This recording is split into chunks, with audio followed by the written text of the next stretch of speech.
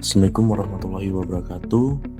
Selamat pagi teman-teman dan dosen pengampu mata kuliah manajemen logistik medik, Bapak Safari Hasan, SIP MMRS. Pada kesempatan kali ini, kami akan mempresentasikan materi yang berjudul Manajemen Logistik Rumah Sakit, Redesain Prosedur, Distribusi dan Penjadwalan Farmasi. Materi ini membahas bagaimana rumah sakit mengatur distribusi obat dan logistik agar pelayanan kepada pasien tetap optimal, efisien, dan tidak terjadi penumpukan ataupun obat kadaluarsa. Sebelumnya, perkenalkan anggota kelompok kami. Yang pertama ada Amelisa Ramayanti, yang kedua ada Ananta Laurencia Tiffany, yang ketiga ada Helda Aulia Almafiani, yang keempat ada Ilma Sekar Lidi Nela, dan yang terakhir Yapri Jonathan. Baik, langsung saja masuk ke pembahasan. Pengertian sistem distribusi rumah sakit. Sebelum membahas kasus, terlebih dahulu kami akan menjelaskan pengertian sistem distribusi rumah sakit.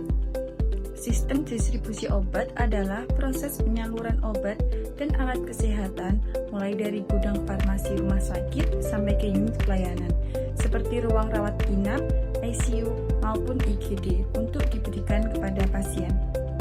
Tujuan utama sistem distribusi ini ada dua. Yang pertama yaitu menjamin ketersediaan obat. Artinya, obat harus selalu tersedia ketika pasien membutuhkan. Kemudian yang kedua adalah efisiensi biaya, sehingga tidak terjadi pemborosan seperti penumpukan stok, kerusakan barang, ataupun obat yang kadaluarsa. Jadi, sistem distribusi yang baik harus mampu menjaga keseimbangan antara ketersediaan obat dan efisiensi pengelolaan stok. Pada kasus ini, rumah sakit masih menggunakan sistem desentralisasi murni pada 5 unit rawat inap. Artinya, setiap unit menyimpan stok obat sendiri dalam jumlah besar. Hal ini menyebabkan terjadinya ketidaksesuaian informasi antara gudang pusat dan unit pelayanan atau disebut juga information asymmetry. Akibatnya, rotasi obat menjadi lambat dan beberapa obat beresiko kadaluarsa karena terlalu lama tersimpan di ruangan. Untuk mengatasi masalah tersebut, dibuat rancangan prosedur baru menggunakan sistem hybrid, yaitu gabungan antara sentralisasi dan desentralisasi terbatas. Pada rancangan prosedur baru ini terdapat 6 langkah utama. Langkah pertama yaitu sentralisasi.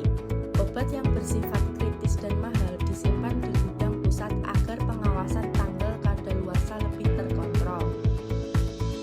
Langkah kedua menggunakan push system, yaitu gudang secara aktif mengirim obat kritis sesuai jadwal ke unit tertentu agar tidak terjadi keterlambatan pelayanan pasien.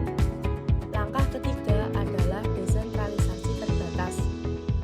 Unit rawat inap hanya diperbolehkan menyimpan stok untuk kebutuhan 2-3 hari agar tidak terjadi penumpukan. Selanjutnya, langkah keempat menggunakan pull system, di mana unit pelayanan mengajukan permintaan obat melalui SIM RS sesuai kebutuhan pasien.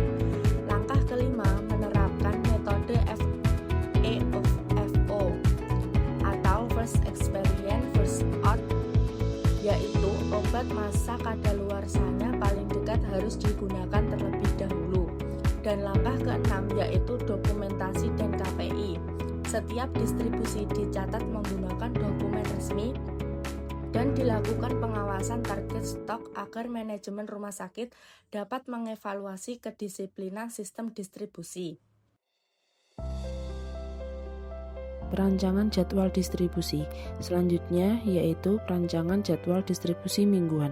Pada hari Senin, distribusi difokuskan ke IGD dan ICU untuk obat emergensi dan infus karena setelah akhir pekan biasanya jumlah pasien meningkat. Hari Selasa, distribusi dilakukan ke ruang bersalin untuk memenuhi kebutuhan obat obstetri dan APD karena ruang bersalin tetap aktif selama 24 jam. Kemudian hari Rabu, distribusi dilakukan ke poli anak dan poli umum karena pelayanan rawat jalan lebih terjadwal dan tingkat kegawat daruratannya lebih rendah.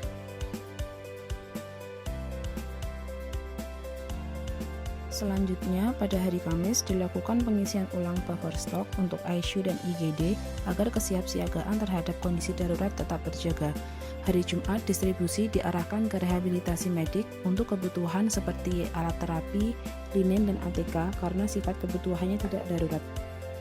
Sedangkan hari Sabtu digunakan untuk distribusi darurat sesuai permintaan. Walaupun pengiriman rutin tutup, rumah sakit tetap harus menyediakan jalur distribusi darurat karena rumah sakit beroperasi selama 24 jam. Kesimpulan, efisiensi biaya dan keselamatan pasien dapat dicapai secara seimbang melalui sistem hybrid dan pengaturan jadwal distribusi secara mingguan.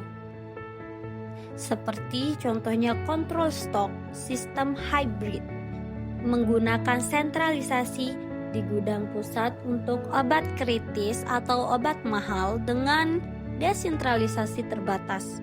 Ward stock di ruangan rawat inap maksimal untuk 2-3 hari guna mencegah penimbunan dan obat kadaluarsa.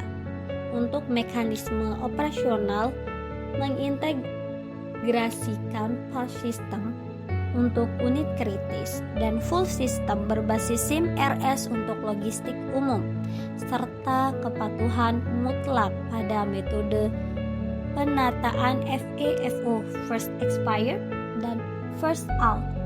Untuk skala prioritas distribusi, unit kritis seperti IGD, ICU, dan ruang bersalin diprioritaskan di awal pekan dengan frekuensi top up lebih tinggi demi menjamin ketersediaan obat penyelamat nyawa.